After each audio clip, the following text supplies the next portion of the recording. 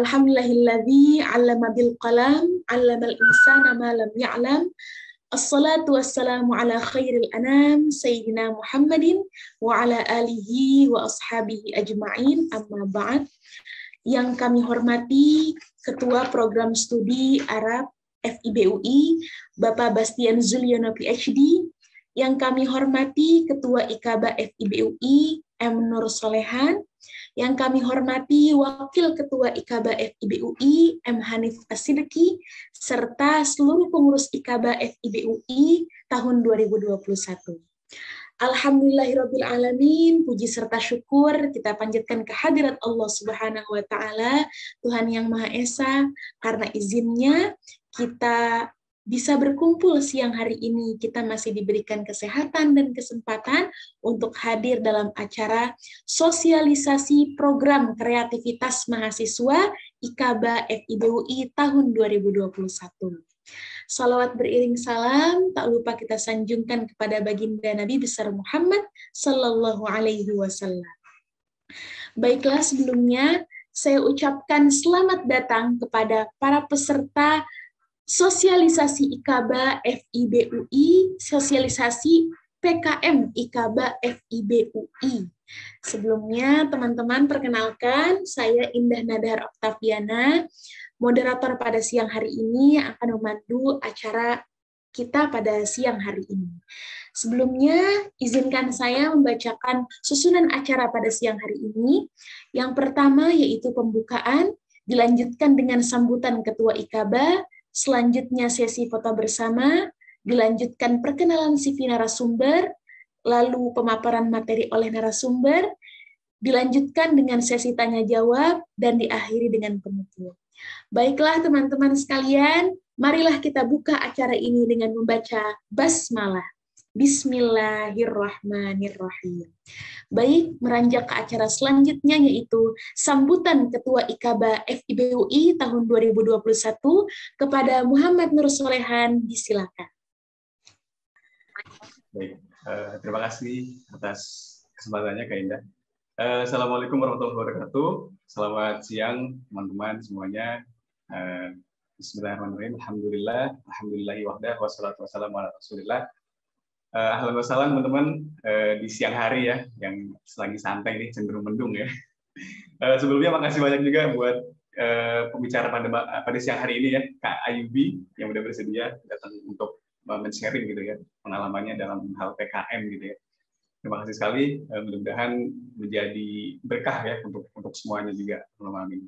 Ya, kemudian juga terima kasih untuk para partisipan dari mungkin yang menyaksikan ini dari berbagai angkatan ya, dari angkatan saya 18, bahkan juga mungkin sampai angkatan baru 2021, atau mungkin juga ada dari luar jurusan lain mungkin ya yang sempat ikut hari ini. Selamat datang ya, mudah-mudahan juga jadi ajang dialektika nih pada teman sore hari ini, dari siang hari ini maaf. Oke, selanjutnya mungkin nanti bakal ada sesi tanya jawab teman-teman, bakal lebih banyak lagi yang perlu kita tanyain mungkin ya dalam hal PKM-an gitu. Jadi stay tune terus sampai akhir dan selamat menikmati. Mudah-mudahan bisa menjadi wadah dan manfaat. Ya, akhirul kalam dari saya. Taufiq wal hidayah. Assalamualaikum warahmatullahi wabarakatuh. Waalaikumsalam warahmatullahi wabarakatuh. Terima kasih Lekhan, Ketua IKABA FIB UI tahun 2021. Nah, tadi teman-teman udah dengar kan ya, katanya tua kita nih, kata Ketua IKABA Lekhan, kita hadir sampai akhir. Kenapa? Karena nanti ada e-sertifikat buat teman-teman yang hadir. Nah, tapi e-sertifikatnya itu akan diberikan ketika sudah menjelang sesi akhir, sesi penutupan. Jadi teman-teman yang misalnya joinnya mau di awal-awal aja dapat sertifikat, tidak bisa. Jadi teman-teman sampai akhir. Dan acara ini juga mudah-mudahan bukan hanya e-sertifikatnya aja ya teman-teman yang kita cari, tapi kita mengambil ilmu dari Kak Ayubi nih yang memiliki segudang prestasi dan juga segudang pengalaman luar biasa, khususnya di bidang PKM. Nah, teman-teman mungkin yang tahun ini belum ikut atau berpartisipasi di ajang perlombaan PKM, mudah-mudahan dengan ikut webinar kali ini termotivasi. Nah, di tahun depan bisa ikut dan bisa memenangkan di ajang perlombaan PKM UI maupun tingkat nasional. Amin ya robbal alamin. Oke, baiklah. Meranjak ke acara selanjutnya, yaitu sesi foto bersama. Sepertinya kita terdiri dari beberapa ruang ya, Le. Nah, ini teman-teman, oh iya, ada 2 ruang kayaknya. Ada dua ruang. Jadi teman-teman boleh dibuka ya videonya. On kamera semua ya. Oke, baik. Nah, kan kalau foto aja on kamera. Biar kelihatan gantengnya sama cantiknya teman-teman. Oke, boleh silahkan dibuka teman-teman. Iya, baik. Ini semua angkatan 2018 sampai 2021 ya. Baik. Jadi teman-teman nanti ada aba-aba dari panitia untuk sesi foto bersama. Ya, silahkan teman-teman dibuka dulu. Oke, baik. Ya. Udah, Le? Oke, aba-aba dari siapa? Dari saya Andri. ya. Oh, oke, siap. Teman-teman dibuka dulu dong. Boleh, sedikit aja. Nggak apa-apa. Biar kelihatan bagus gitu. Pas nanti diposting di akun Ikaba. Kan biar kelihatan. Oh, ini loh anak-anak Ikaba UI gitu. Anak-anak sastra. Apalagi kan di sini kayaknya ada mahasiswa baru ya. Angkatan 2021. Nah, biar teman-teman bisa masuk tuh ke akun Instagramnya Ikaba. Oke, sudah segini aja yang open. Oke, ya udah. Silakan, Andri. Ya, dimulai dari room pertama dulu ya. Ya, 1, 2, 3. Oke, Oke, sekali lanjut lagi. sekali lagi mungkin 1, 2, 3. Ya, sip. Iya, oke, baik. Ada lagi, Andri? Room yang kedua mungkin. Oke, room kedua. Ya, 1, 2, 3. Baik, sudah. Baik, terima kasih, panitia. Oke, baiklah. Semelanjak ke acara selanjutnya, yaitu kita masuk ke inti acara. Nah, acara yang ditunggu-tunggu dari kemarin sudah diposting di Instagram IKABA FIB UI tentang adanya sosialisasi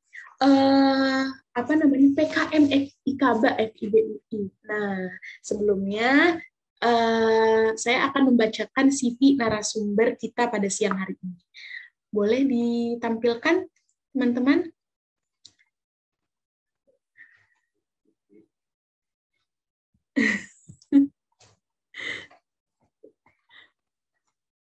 Oke.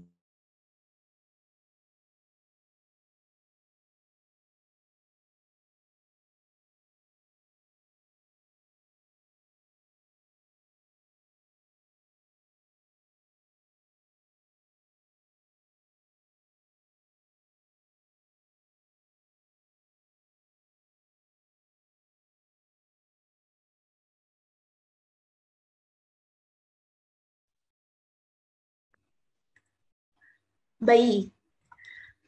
Oke, baiklah. Untuk CV dari pembicara kita siang hari ini, yaitu nama beliau adalah Ayubi Cantika Yuranda Eshung, lahir di Tanjung Baru, Sumatera Selatan, tanggal 29 Oktober 1997. Tapi saat ini Kak Ayubi tinggal di Indekos Wisma Ella di Depok. Nah, jadi nggak jauh-jauh tuh teman-teman. Kalau ada yang mau tanya-tanya seputar PKM atau mau minta coaching sama Kak Ayubi, wah lebih enak ya di Depok. Nggak jauh-jauh ke Palembang, ya kan? Lagi PPKM begini apalagi kan ya. Oke, terus ada juga tuh nomor teleponnya. Nah, boleh tuh teman-teman kontak Kak Ayubi. Tapi jangan modus ya. Ini untuk sekedar PKM aja gitu. Oke. Terus Kak Ayubi ini adalah alumni dari Sastra Indonesia, ya Kak ya? Betul ya, dari Sastra Indonesia FIB UI tahun 2015. Wah, Masya Allah. Beliau meraih predikat cum laude dengan IPK 3,59. Wih, Masya Allah. Keren. Saat ini kursus bahasa Korea di King Sejong Institute Center Indonesia dari tahun 2019 sampai saat ini. Nah, jadi selain mahir bahasa Indonesia, juga mahir di bidang bahasa Korea. Wih, keren banget deh pokoknya. Lalu Kak Ayubi pernah mengikuti short course di Universitas Malaya di Malaysia tahun 2018. Lalu banyak sekali banyak sekali pengalaman-pengalaman yang telah diraih, yaitu khususnya di bidang PKM atau Pekan Program Kreativitas Mahasiswa. Waktu itu kalau tidak salah namanya Pekan Kreativitas Mahasiswa. Tapi tahun ini mungkin diubah menjadi Program Kreativitas Mahasiswa ya. Mungkin kalau misalnya aku salah, mohon dibetuli ya Kak ya, mohon dikoreksi. Entah Pekan Kreativitas Mahasiswa atau Program Kreativitas Mahasiswa. Nah, Kak Ayubi pernah menjadi penanggung jawab dalam bidang PKM di Kemahasiswaan Universitas Indonesia. Yang tadi aku sempat ngobrol tuh, kalau misalnya teman-teman dengar, Kak Ayubi ini pernah kerja di Kemahasiswaan UI, tuh kan, udah alumni kerja di UI, wah Masya Allah. Jadi teman-teman nih kalau misalnya habis lulus mau kerja atau mau magang di rektorat, bisa banget teman-teman, bisa untuk ke sana gitu, karena banyak sekali peluang ke sana. Kemudian Kak Ayubi ini pernah beberapa kali menjadi juri dan coaching, meliderkan atau meng-coach untuk PKM workshop ataupun seminar speakers, atau judging ya. Lalu di bidang penghargaan ataupun prestasinya, yaitu pernah meraih silver medal, itu juara 2 ya Kak? Juara 2 atau juara 3? Juara 2, ya. Juara 2 dalam Pekan Ilmiah Mahasiswa Nasional. Masya Allah. Di bidang PKMM. Nanti kita dengarkan ya teman-teman ya pengalamannya di tahun 2019 dengan mengambil judul Program Taman Berani Communication Comprehension Improvement Program for Deaf Child. Kemudian pernah meraih juara 3 di OIM UI tahun 2018 dan tahun 2017. Masya Allah. Jadi 17 dapat juara 3, 18 dapat juara 3, lalu ke tingkat nasional. Oke, baiklah. Kita sambut pembicara kita pada siang hari ini, Kak Ayubi Cantika Yuranda. Kepada beliau dipersilahkan. Halo, selamat siang teman-teman sekalian. Assalamualaikum warahmatullahi wabarakatuh. Waalaikumsalam warahmatullahi wabarakatuh. Sebelumnya aku mau mewanti-wanti dulu nih, karena di Depok kan sedang hujan cukup deras, dan mungkin teman-teman sekalian tahu Depok itu kota petir ya, jadi kalau sesekali terdengar suara guru atau petir, aku mohon maaf banget nih, makanya akhirnya aku pakai headphone sekarang supaya meminimalisir suaranya. Benar, Aku hari ini merasa senang sekali, mulai dari tadi kita ngobrol-ngobrol di awal ya sebelum pembukaan. Alhamdulillah nih moderator sekaligus MC-nya sangat-sangat meningkatkan semangat aku pada siang hari ini walaupun cuacanya mendung gitu. Semoga teman-teman sekalian juga semangat ya siang hari ini, karena hari ini aku mau mengenalkan tentang PKM yang memang sih agak bingung-bingung kadang-kadang orang, PKM itu Pekan Ilmiah Mahasiswa atau Program Kreativitas Mahasiswa. Jadi yang benar adalah Program Kreativitas Mahasiswa gitu. Tapi nama ajang finalnya itu baru PIMNAS, Pekan Ilmiah Mahasiswa Nasional. Seperti itu, teman-teman. Nah, aku coba share screen ya. Semoga udah bisa. Oke. Udah bisa terlihatkah? Mungkin Indah boleh bantu. Udah bisa kelihatan?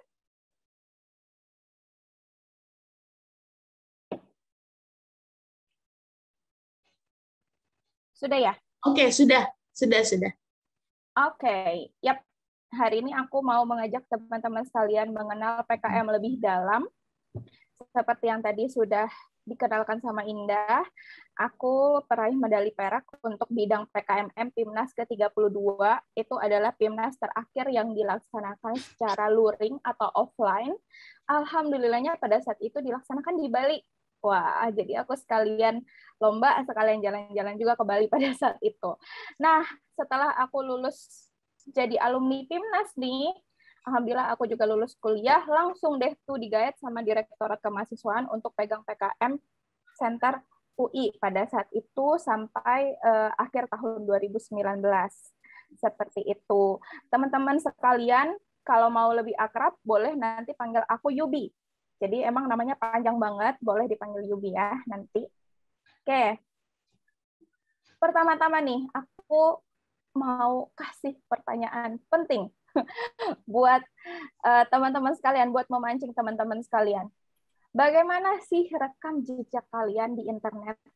Kalau kalian search nama kalian, tulis nama lengkap kalian, kira-kira informasi apa yang akan muncul? Foto seperti apa yang akan muncul? Gitu. Dan mohon maaf, kayaknya belum masih loading ya share screen-nya, atau sudah diperbesar? Sudah kok. Sudah ya? Sudah, alhamdulillah. Sudah muncul kan ya, teman-teman? Ya, sudah. Oke, sip. Dan aku lanjut ya. Bismillah. Nah, jadi ada lagi nih pertanyaan besar yang seharusnya kalian sebagai mahasiswa tanyakan kepada diri kalian sendiri nih. Apa sih kontribusi kalian untuk masyarakat semasa kalian kuliah? Mungkin teman-teman yang udah senior pada tahu nih bahwa kita tugasnya sebagai mahasiswa juga diharapkan bisa punya manfaat untuk masyarakat, bisa berkontribusi untuk masyarakat, gitu. Nah, untuk teman-teman yang baru jadi mahasiswa, ini adalah tips nih buat teman-teman sekalian bahwa semasa kuliah kalau bisa kalian itu banyak-banyak berkegiatan. Jadi jangan sampai cuman kupu-kupu nih kuliah pulang atau cuman kuliah online terus tidur, kuliah online terus tidur. Ada banyak hal yang bisa kalian lakukan untuk kontribusi ke masyarakat. Salah satunya melalui PKM karena aku sudah melakukan dan merasakan manfaatnya langsung nih. Nah, alhamdulillah PKM benar-benar mengubah image aku sebagai mahasiswa Universitas Indonesia. Jujur pada waktu aku mahasiswa itu, aku banyak berkegiatan, tapi lingkup kegiatan aku pada saat itu hanya sampai lingkup universitas saja. Gitu. Jadi aku banyak jadi panitia-panitia di jurusan, fakultas, dan ikut lomba sampai ke universitas pada saat itu. Namun, alhamdulillah di tahun terakhir aku kuliah, ternyata program kreativitas mahasiswa aku, proposalnya tembus untuk pendanaan dari Dikbud-Dikti, dan ternyata berhasil juga sampai ke ajang PIMNAS. Dan itulah yang akhirnya mengubah pesat image aku di internet maupun image aku sebagai mahasiswa gitu. Jadi sejak saat itulah sekarang kalau aku udah ketik nama aku Ayu Cantika Yuranda di internet, wah yang muncul justru adalah prestasi aku pada saat PKM gitu, bahwa aku dengan PKM ternyata bisa berkontribusi untuk masyarakat, bahwa program PKM aku ternyata menginspirasi dan disenangi oleh masyarakat seperti itu. Dan aku harap ini bisa menjadi motivasi teman-teman sekalian nih bahwa manfaatkanlah 4 tahun kuliah kalian itu semaksimal mungkin untuk bisa berkegiatan dan bermanfaat bagi orang lain.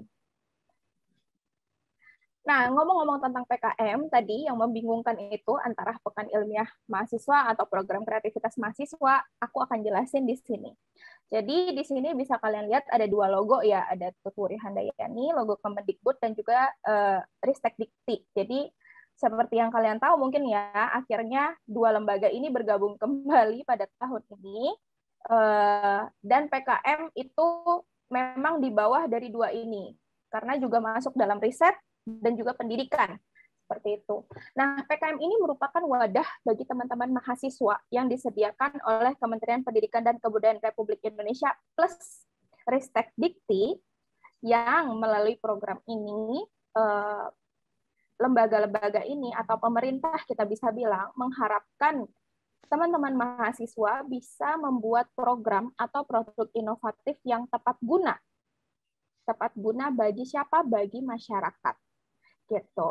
Nah, untuk bisa mencapai tujuan ini, mereka menyediakan 8 bidang PKM untuk memicu mahasiswa dari berbagai departemen atau jurusan bisa berkontribusi mengikuti PKM.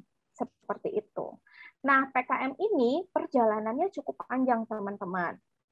Nantinya, di final, untuk proposal atau program-program yang terbaik bisa dibilang dari seluruh Indonesia akan dikompetisikan di satu ajang yang namanya PIMNAS, yaitu Pekan Ilmiah Mahasiswa Nasional.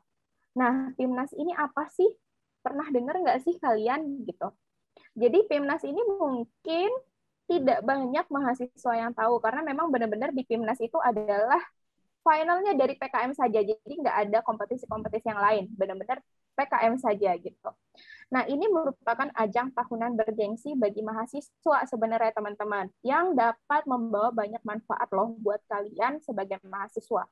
Kalau teman-teman selama ini taunya ajang mahasiswa berprestasi, MAPRES, kurang lebih prosesnya itu cukup sama seperti MAPRES. Jadi, nanti teman-teman bakal mungkin dikasih tahu sama Departemen Keilmuan jurusan bahwa untuk MAPRES itu biasanya ada seleksi jurusan dulu, lalu ada seleksi fakultas, nanti seleksi di tingkat UI, kemudian baru dari tingkat UI diseleksi ke nasional. Seperti itu. Nah, kurang lebih sama biasanya kalau misalnya teman-teman memang passionate banget, teman-teman akan bisa mulai untuk membuat PKM itu diajukan ke OIM FIB dulu, lalu nanti ke OIM UI, kemudian ke Dikti. Seperti itu. Nah, aku akan jelasin juga nanti progresnya seperti apa sih, Kak, kalau aku mau ngajuin PKM ada. Nah, kita lanjut dulu nih. Aku ngasih tahu kalian juga, sebenarnya PKM yang jarang sekali didengar ini sama mahasiswa, sebenarnya seperti apa sih justru di kalangan mahasiswa-mahasiswa di universitas lain. Nah, ini aku ambil contoh 3 universitas yang langganan banget masuk 3 besar di ajang PIMNAS. Bahkan UGM ini adalah peraih juara umum 3 atau 4 tahun berturut-turut di PIMNAS. Nah, teman-teman, di universitas-universitas lain, memang PKM ini sangat-sangat menjadi momen yang dinanti-nantikan oleh para mahasiswanya, gitu. Jadi benar-benar ini ajang yang bergengsi banget seperti itu. Kalian bisa lihat sendiri bahwa IPB sampai bikin PKM Center, sampai bikin website PKM Center sendiri untuk memberikan informasi tentang PKM ke mahasiswanya. Terus ada juga UGM yang setiap tahun itu pasti delegasinya yang bisa sampai ke PIMNAS itu ada ratusan orang. Lalu gimana Unbrau membuat flyer-flyer dan sampai bendera-bendera untuk mensukseskan gerakan 1000 proposal PKM untuk diajukan ke Dikti, seperti itu. Pun kita sebenarnya PKM Center UI juga ada, dan PKM Center UI pun punya program-program strategis lah seperti itu untuk mengajak teman-teman semua mau ikut PKM. Memang aku akui sebagai yang sudah pernah di PKM Center, memang minat mahasiswa UI itu sedikit sekali gitu. Jadi aku harap nih teman-teman sekalian merupakan salah satu mahasiswa yang setelah seminar ini punya gairah, punya motivasi untuk mengikuti PKM nantinya. Oke. Nah, di PKM itu seperti yang tadi sudah aku sempat singgung sedikit, itu ada 8 bidang. Nah, cuman di sini kelihatannya ada 9 ya teman-teman, karena di sini pertama-tama aku akan jelasin ada bidang PKMR atau riset. Nah, di PKM riset ini nantinya dibagi menjadi 2, karena riset eksakta dan sosial humaniora tentu tidak bisa digabungkan. Dan teman-teman dari IKABA, karena kita dari rumpun ilmu sosial, tentunya bisa nanti kalau mau mengikuti riset sosial humaniora. Seperti itu. Lalu ada PKM yang bermitra. Bermitra ini artinya dalam pelaksanaannya nanti diharapkan teman-teman punya mitra di luar dari kelompok teman-teman, dan itu bukan mitra sesama mahasiswa ya, tetapi memang mitranya langsung kepada masyarakat, di mana nantinya ketika berkegiatan kalian akan berjalan beriringan bersama mitra tersebut. Nah, itu ada PKM-PI atau penerapan iptek dan pengabdian masyarakat atau PKM-PM yang nantinya di webinar hari ini akan kita bahas lebih lanjut. Lalu ada PKM yang goals-nya adalah menciptakan produk. Nah, itu ada PKM KC atau Karsa Cipta dan PKM Kewirausahaan atau PKMK. Nah, di antara 6 yang sudah aku sebutkan ini, aku bisa kasih tahu teman-teman sekalian, kita dari rumpun sosial itu biasanya bisa ikut PKM RSH, jadi bidang penelitian. Ini sama persis bisa dibilang seperti teman-teman melakukan penelitian studi, gitu. Bahkan PKMR ini bisa bersumber dari tugas-tugas kuliah yang mau kalian kembangkan lebih lanjut. Seperti itu. Lalu PKM bermitra yang bisa kalian ikuti adalah pengabdian masyarakat. Kenapa? Penerapan iptek ini biasanya sangat berbasis teknologi yang membutuhkan teman-teman dari jurusan teknik atau komputer biasanya. Gitu. Jadi ini biasanya diikuti sama teman-teman yang rumpunnya sains, seperti sains atau kedokteran. Gitu. Lalu untuk cipta produk, teman-teman bisa bikin nih, KC bisa, kewirausahaan juga bisa. Jadi bedanya adalah di Karsa Cipta ini, kita diharapkan membuat produk yang bisa membantu efektivitas kerja masyarakat yang menjadi sasaran ya tentunya. Jadi emang sasarannya udah harus detail tuh nanti siapa, lalu kegunaan barangnya akan seperti apa, dan segala macam, atau dalam rangka pengembangan ilmu pengetahuan, seperti itu. Nah, di sini produknya bedanya dengan kewirausahaan, pasti udah kelihatan banget ya. KC ini produknya itu boleh baru berupa prototype.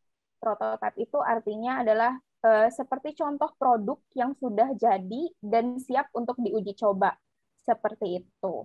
Sedangkan di kewirausahaan, teman-teman membuat produk yang sudah siap untuk diperjualbelikan. Jadi memang ada nilai-nilai bidang kewirausahaan dan bisnisnya di sini, teman-teman, nanti di sasarnya. Seperti itu, teman-teman bisa ikut dua-duanya. Lalu ini aku masukin PKM GFK dan PKM KT atau karya tulis nih yang di kotak warna coklat. Pertama ada PKM GFK dan GT yang punya sifat futuristik. Kenapa? Karena kalau bisa dikelompokkan, kenapa ini aku pisah dengan yang ini, dengan yang tadi sudah aku jelaskan, ini disebut sebagai PKM 5 bidang, dengan R sebagai 1 bidang ya, maksudnya PKM 5 bidang. Di dalam PKM 5 bidang ini, kalian diharapkan dapat menyelesaikan kegiatan yang kalian ajukan proposalnya itu selama 5 bulan, kurang lebih. Itu 3-5 bulan. Itu udah selesai. Gitu. Sedangkan di sebelah sini, yang bersifat futuristik ini justru kalian diharapkan memberikan ide untuk menyelesaikan permasalahan yang lebih besar tingkatannya dan itu bisa dilaksanakan dalam kurun waktu tahunan gitu. Jadi bukan untuk sekarang diselesaikannya permasalahan tersebut, tetapi untuk masa mendatang gitu. Nah, kebetulan hari ini kita akan membahas lebih dalam tentang PKM GT ya, teman-teman. Jadi nanti akan aku jelasin nih lebih lanjut PKM GT itu seperti apa sih, futuristiknya tuh apa sih sebenarnya gitu. Nah, sebenarnya GFK sama GT itu sama aja. Teman-teman bisa ikut dua-duanya. Cuman bisa dilihat ya, dari sini ada gambar video nih, gambar recorder. Nah, jadi di sini memang bentuk gagasan futuristik konstruktif ini adalah disampaikan melalui video. Sedangkan gagasan tertulis disampaikan melalui tulisan. Begitu aja bedanya. Gitu.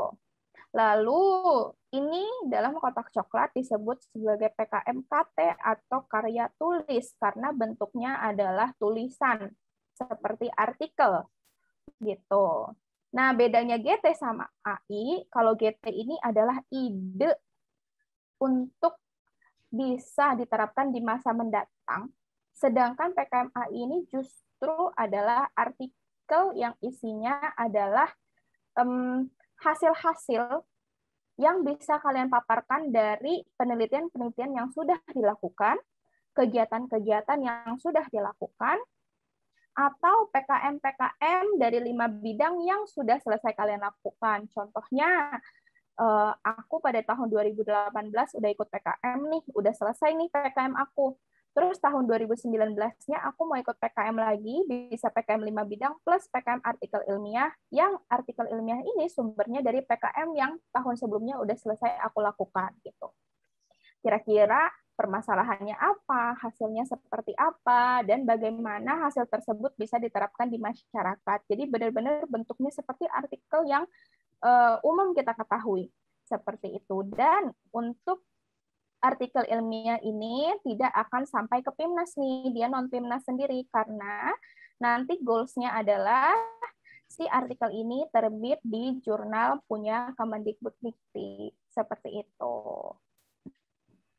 Nah, selanjutnya aku akan setelah kita tahu nih tadi bidang-bidang PKM-nya apa aja, kalian harus tahu juga gimana sih alur pengajuan PKM. Nah, tadi kan aku sempat kasih tahu ya, memang cukup panjang nih alurnya untuk mengajukan PKM ini. Jadi, ini di luar dari kalian ikut OIM ya. Jadi, OIM itu memang adalah kegiatan yang sifatnya memang hanya di fakultas kita aja atau hanya di universitas kita aja. Dan sebenarnya tujuan dari kompetisi tersebut adalah menyiapkan teman-teman sekalian yang memang punya minat untuk mengajukan PKM ke Dikti. Seperti itu. Jadi memang yang diharapkan dari OIM pun adalah kalian semua tidak hanya berhenti sampai di OIM, tetapi bisa berani mengajukan proposal kalian nantinya ke Dikti. Seperti itu. Nah, proposal itu nggak langsung nih teman-teman kirim langsung ke Dikti, nggak seperti itu. Jadi memang pertama-tama diajukan ke PKM Center UI. Kenapa? Karena memang untuk pengumpulan data dan semuanya proposal juga itu dilakukan di PKM Center UI. Dan memang ada seleksi internal dulu dari pihak PKM Center UI, baru nanti dikirimkan ke Dikti atau Kemendikbud ya. Nah, masa pengajuan proposal ke PKM Center UI ini biasanya 1 sampai 1,5 bulan. Gitu, 1 sampai 1,5 bulan yang biasanya dilaksanakan di semester di paruh kedua. Jadi di semester ganjil nih, benar. Biasanya di bulan November, Desember. Gitu. Jadi biasanya di bulan November, Desember sampai kira-kira awal Januari. Gitu. Setelah itu nanti akan ada seleksi internal dari pihak PKM Center UI. Nah, seleksi internal ini jadi bukan hanya pihak PKM Center-nya aja nih, teman-teman. Tapi PKM Center pun nanti punya tim reviewer dari dosen-dosen yang memang ahli di bidangnya, yang memang juga sudah biasa memegang PKM, menjadi juri PKM gitu. Nanti dari hasil seleksi internal ini akan dikasih tahu nih teman-teman mana aja yang lolos seleksi internal atau lolos bersyarat dalam artian kalian lolos tapi butuh revisi gitu. Revisinya seperti apa biasanya akan diarahkan atau dikasih catatan oleh PKM Center seperti itu.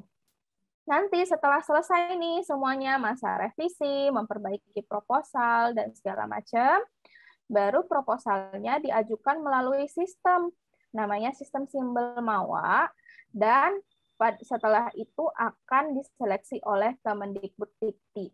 Nah, masa seleksi ini biasanya berjalan selama 1 sampai 1,5 bulan. Gitu.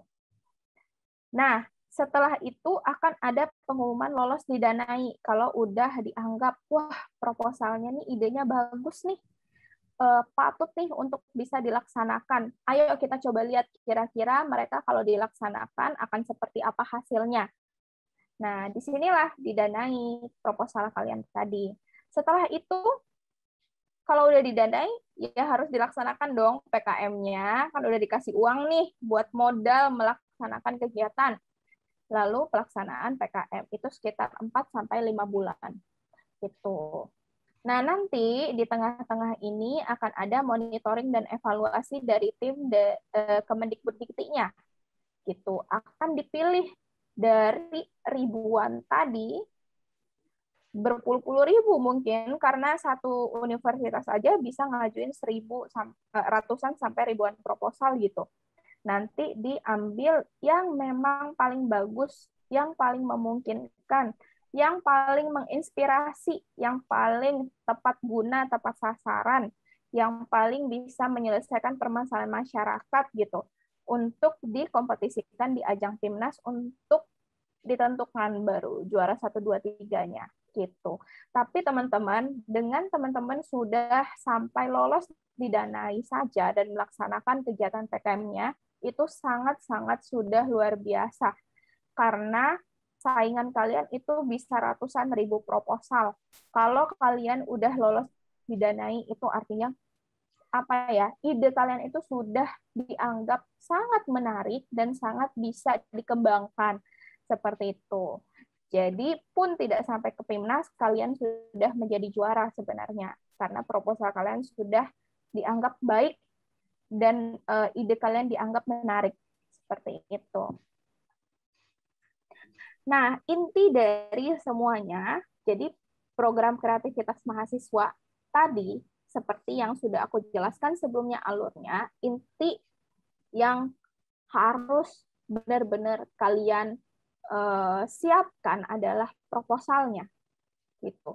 Jadi bukan berkegiatan dulu soalnya, karena kalian mengajukan dulu nih idenya dalam bentuk proposal gitu. Apakah bagus ide kalian gitu? Bagaimana cara kalian membuat proposal yang baik, yang bisa menyampaikan ide kalian dengan baik gitu. Jadi memang intinya semuanya adalah proposal, karena proposal ini merupakan representasi pertama ide yang mau kalian sampaikan kepada para reviewer. Seperti itu. Gimana caranya reviewer tahu nih, kalian tuh maunya apa sih? Permasalahan apa yang mau kalian angkat? Bagaimana kalian mau menyelesaikannya? Hal apa yang kalian harapkan dari kegiatan kalian? Gitu. Nah, mungkin bagi kita dengan menyampaikannya secara langsung seperti ini, presentasi, itu mudah ya teman-teman. Tetapi sayangnya bentuk penyampaian ide pertama kali dari PKM itu adalah bentuk proposal, yang artinya kalian harus pandai menulis dengan baik. Gitu. Karena gimana caranya si reviewer atau pembaca ini bisa mengerti hal-hal yang mau kalian sampaikan tanpa kalian presentasi di depan mereka. Gitu. Makanya proposal ini adalah representasi dari ide kalian nih. Representasi pertama yang mau kalian sampaikan. Gitu. Nah, gimana sih Kak caranya bikin proposal yang baik? Tentu saja ada panduannya, teman-teman. Panduan utamanya adalah pedoman PKM. Seperti itu. Jadi kalian nggak disuruh bikin proposal dengan format yang bebas, enggak.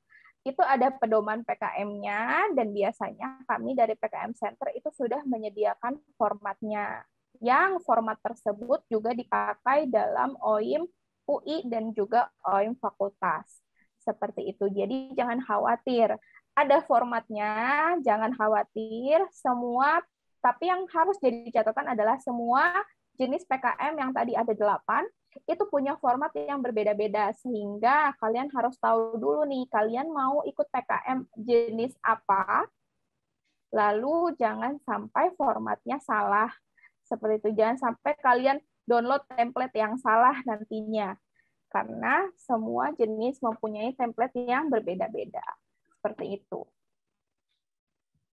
Nah, selain tentang proposalnya, aku mau kasih tahu dulu nih tentang nilai penting PKM-nya. Jadi nanti kiat-kiat nulis proposalnya akan aku sampaikan kemudian. Pertama-tama, kalian di awal-awal harus tahu dulu nih konsep intinya. Apa sih yang harus dilakukan pertama kali, lalu kira-kira nanti, tadi kan udah tahu ya bikin proposal. Lalu di proposal itu kira-kira apa yang harus aku atau kalian perhatikan gitu. Harus kalian benar-benar jadikan rambu-rambu dalam menulis. Nah, ini dia aku sampaikan nilai penting dari PKM. Yaitu PKM itu harus rapi dan mengikuti aturan. Gitu. Karena PKM ini mengharapkan mahasiswa dapat patuh terhadap aturan, sehingga penilaian dan kerapian proposal itu menjadi syarat utama supaya proposal kalian lolos. Gitu. Makanya tadi aku bilang, kemampuan menulis kalian sangat diuji nih di penulisan proposal PKM ini. Gitu. Aturannya aturan apa sih, Kak? Nah, aturannya adalah aturan yang sudah dituliskan, disampaikan di dalam pedoman PKM. Jadi walaupun memang tadi template-nya sudah dikasih ya, sudah ada template-nya dikasih buat kalian, penting untuk kalian untuk cross-check 2 kali gitu. Selain itu kan template itu hanya ya template gitu. Cuman bagian-bagian kalian harus nulis apa gitu. Sedangkan isinya itu adalah tulisan kalian sendiri kan. Nah, di sanalah gimana caranya kalian menulis dengan baik. Lalu gimana caranya formatnya itu tidak salah seperti yang sudah disampaikan dari pedoman PKM. Gitu, seperti penulisan nomor halamannya seperti apa, lalu harus menggunakan tulisan jenis apa, lalu marginnya segimana ukurannya, pakai kertas ukuran apa, spasinya berapa, itu benar-benar diperhatikan. Karena teman-teman, walaupun teman-teman punya ide yang luar biasa, kalau dari formatnya sudah kelihatan salah, itu otomatis proposal teman-teman bisa nggak dilihat sama sekali sama reviewer. Gitu. Kenapa? Karena seperti yang udah aku sampaikan juga, satu universitas itu bisa mengajukan puluhan, ratusan, bahkan maksimal 1.000 proposal PKM. Bayangkan ada berapa ratus ribu proposal yang masuk pada saat itu. Gitu. Jadi benar-benar akan dilihat nih yang paling utama adalah yang paling ikutin aturan dulu dalam penulisan. Kalau formatnya udah salah, walaupun judulnya bagus, itu biasanya tidak akan dilihat. Gitu, ngabisin waktu aja. Kamu udah nggak bagus formatnya, nggak ngikutin aturan, udah nggak bakal dilihat proposalnya. Gitu. Jadi penting banget untuk mengikuti aturan yang sudah tertulis di dalam pedoman PKM, terutama dalam hal penulisan. Makanya nih, kalian penting banget untuk baca pedoman itu berulang kali. Lalu perhatikan notes yang diberikan dalam template proposal PKM dari PKM Center UI. Seperti yang aku tadi bilang ya, di template itu udah dikasih tahu nih rambu-rambunya juga seperti apa. Lalu kalau bisa buat mandiri, buat checklist kelengkapan proposal setelah kalian baca pedoman, kalian bisa rangkum dong kira-kira oh di proposal itu harus ada apa. Kalian mau memasukkan apa gitu. Nah, kalian bikin checklist-nya sendiri sehingga ketika proposal selesai kalian bisa cek ulang apakah hal-hal yang tadinya harus masuk dan kalian rencanakan untuk masuk di dalam proposal itu sudah tertuliskan semua atau enggak. Gitu. Nah, Selain itu, tentu jangan lupa untuk menulis dengan rapi sesuai PUEBI dan menggunakan istilah yang sesuai dengan KBBI.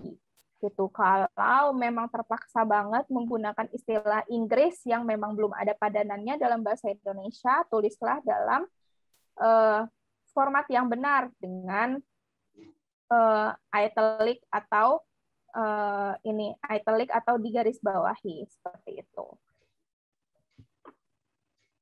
Oke. Nah, seperti yang aku bilang tadi, kan hari ini kita akan lebih dalam membahas tentang PKMPM dan PKMGT ya, teman-teman.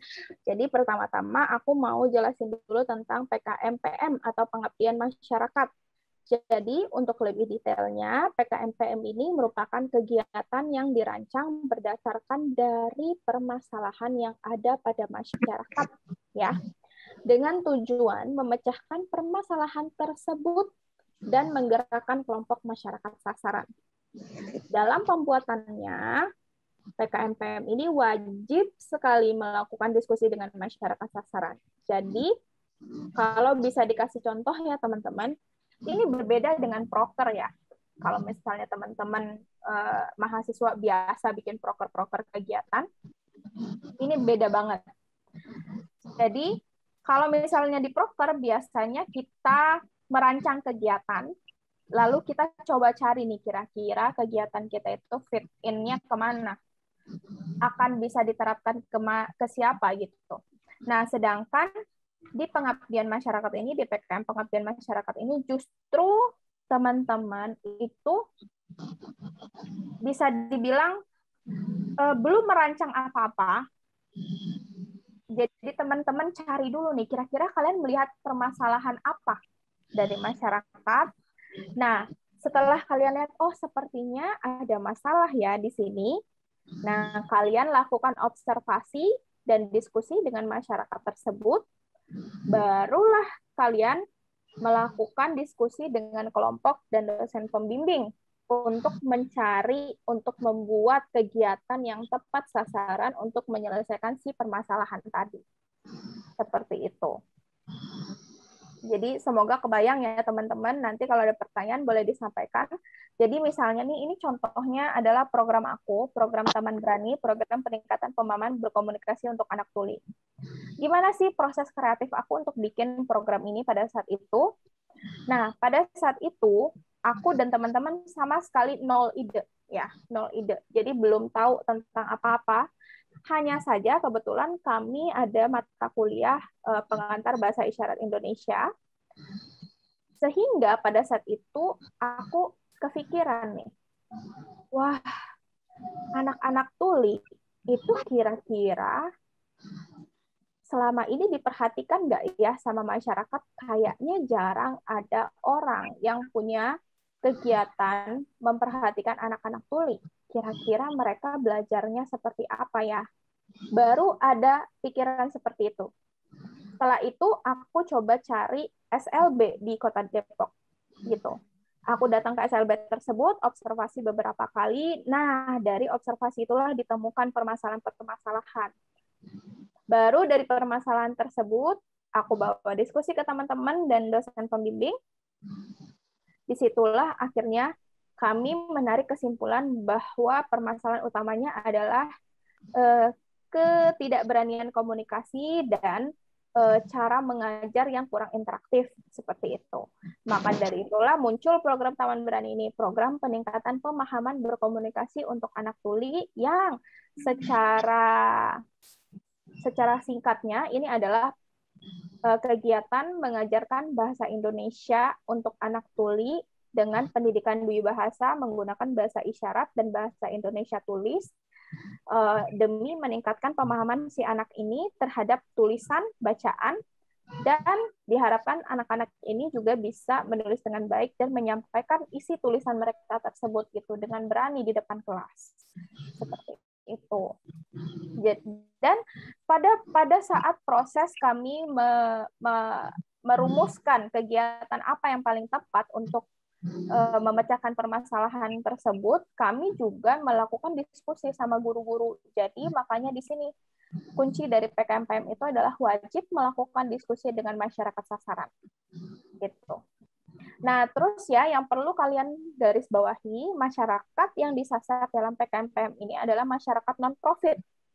Artinya bukan perusahaan, bukan organisasi profit ya, tapi boleh NGO, lembaga-lembaga yang non-profit, atau misalnya benar-benar langsung masyarakat. Memang bukan NGO ya, kalau NGO itu justru dia emang lembaga yang bikin kegiatan, tapi lebih ke benar-benar lembaga seperti sekolah, atau puskesmas, atau Karang Taruna, yang memang bersentuhan langsung lah pokoknya dengan masyarakat seperti itu.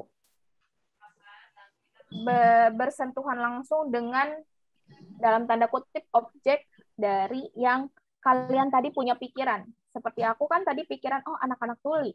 Oh berarti apa ya yang bersentuhan langsung? Sekolah gitu, SLB. Gitu. Nah mitranya apa? Mitranya ya guru-guru tadi. Si SLB ini guru-gurunya gitu. Kenapa disebut mitra? Dan aku bilang tadi di awal banget bahwa mitra ini adalah yang akan berjalan beriringan dengan kalian saat pelaksanaan kegiatan. Karena pada saat pelaksanaan kegiatan, bukan artinya kalian melakukan kegiatan satu arah gitu. Kalian hanya memberi si masyarakat ini, si kelompok masyarakat ini, tetapi juga melakukan kegiatan dua arah gitu. Ada yang kalian beri dan ada yang mereka pelajari dan mereka lakukan seperti itu. Jadi diharapkan ketika kalian sudah nggak ada lagi nanti seperti aku sudah nggak ada kegiatan lagi di sekolah, si guru-guru ini bisa lanjut menggunakan metode yang tadi sudah kami terapkan, kami bikin untuk bisa diterapkan dalam kegiatan pengajaran sehari-hari. Walaupun kami udah nggak ada, si metode tadi sudah tertransfer ke guru-guru dan guru-guru bisa menggunakannya secara berkelanjutan. Seperti itu. Semoga mengerti ya teman-teman, nanti boleh dibahas lebih lanjut di pertanyaan.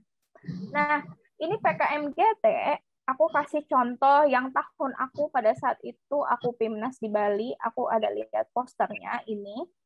Jadi mereka adalah pengembangan offshore aqua agrikultur berbasis IMTA sebagai perwujudan ketahanan pangan nasional. Jadi gimana caranya mereka nih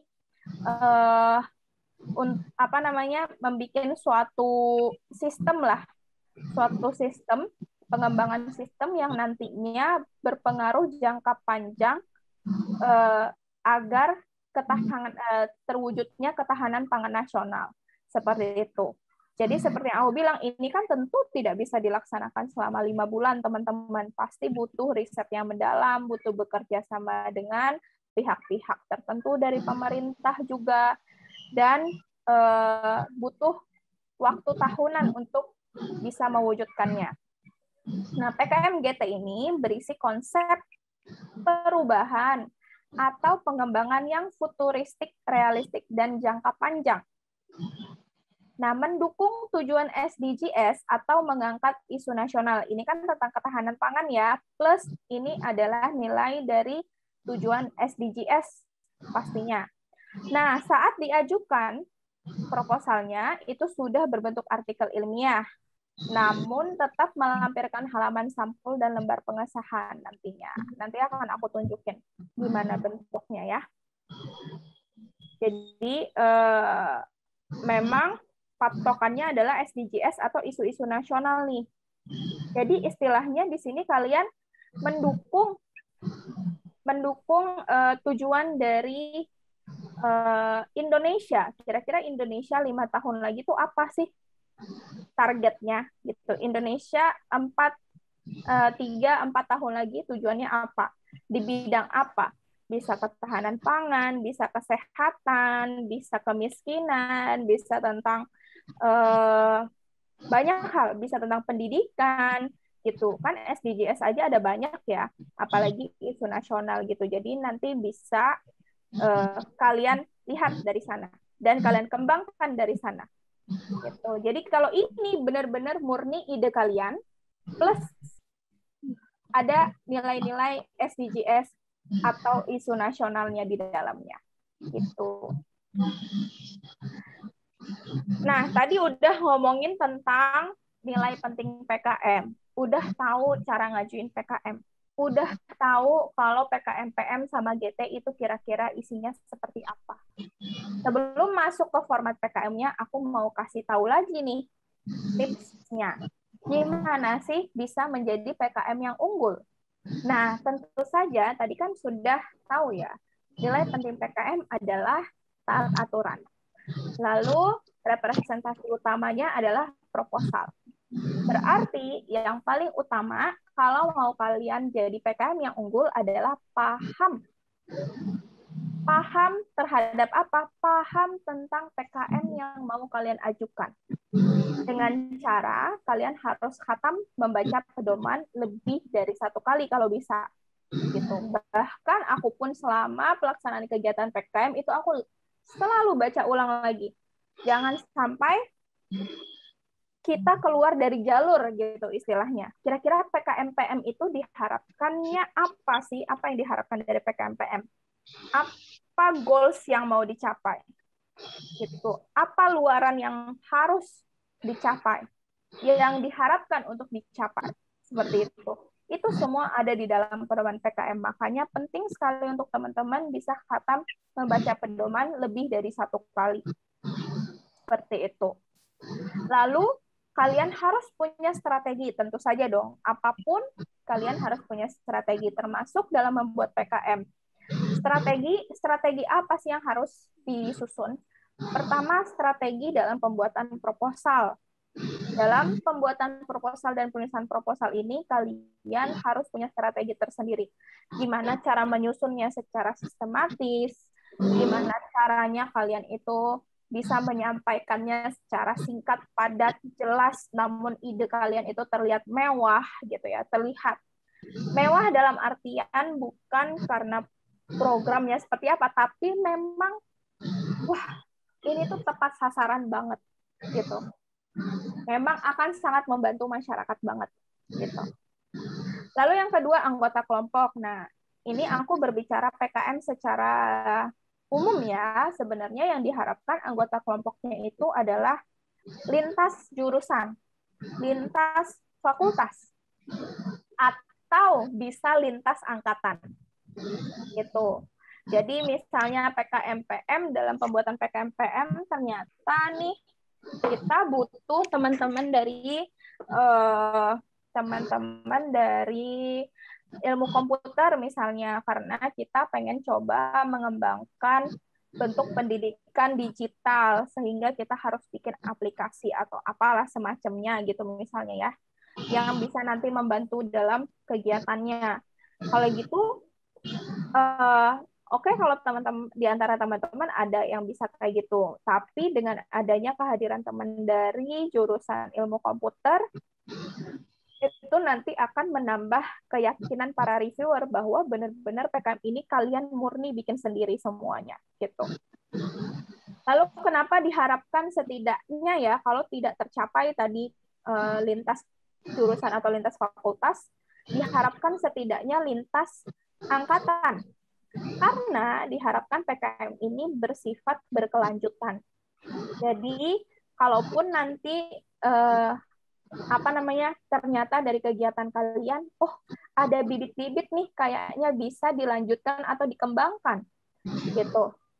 Kalau ada di dalam anggotanya anggota yang angkatannya lebih rendah, dengan itu reviewer akan yakin, wah kalau misalnya nanti ini berpotensi, mungkin juniornya bisa ya melanjutin. Gitu.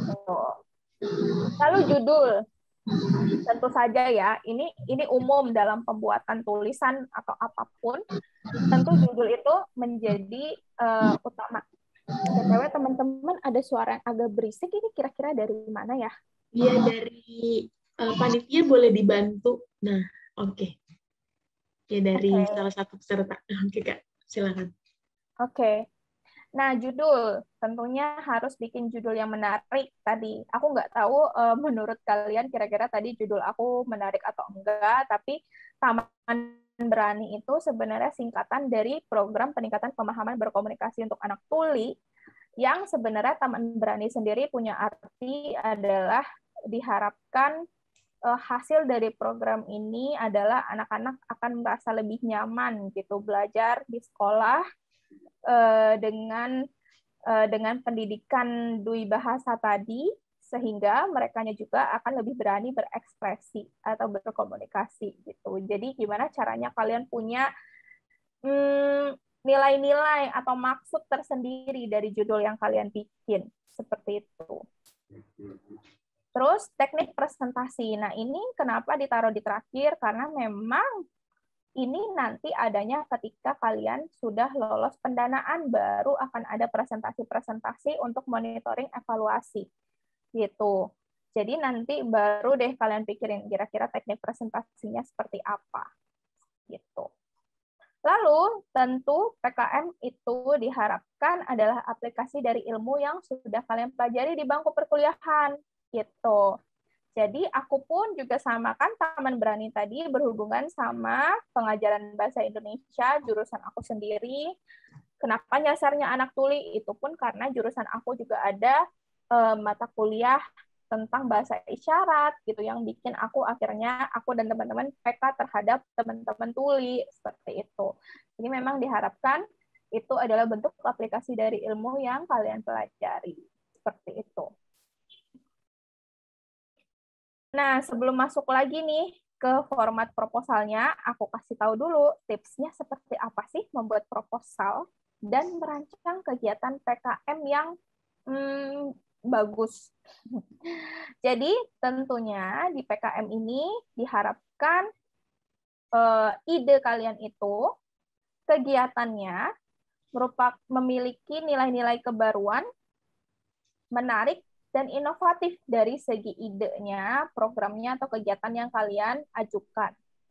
Nah, tapi jangan merasa terbebani juga, karena sebenarnya boleh juga itu berbentuk pengembangan. Tadi seperti aku bilang, PKMR untuk penelitian atau riset itu sebenarnya bisa juga merupakan pengembangan dari mata kuliah yang sudah, tugas-tugas mata kuliah yang sudah kalian lakukan. Gitu. Nah, bahkan hal-hal yang simple itu juga bisa masuk, tapi hal yang simple itu bagaimana cara kalian mengemasnya sehingga bisa membuat takjub gitu. Sebenarnya aku bisa bilang kegiatan aku tuh simple banget, pengajaran bahasa Indonesia. Simple banget. Cuman apa yang bikin akhirnya ini menarik bagi Dewan Juri yang ini pun disampaikan gitu sama kakak-kakak mentor di PKM Center dulu yang ngurusin aku, plus reviewer-reviewer yang udah aku temuin. Yang bikin mereka takjub adalah gimana aku bisa kepikiran, kelompok aku bisa kepikiran untuk mengangkat anak-anak tuli sebagai objeknya, objek kegiatan ini. Gitu.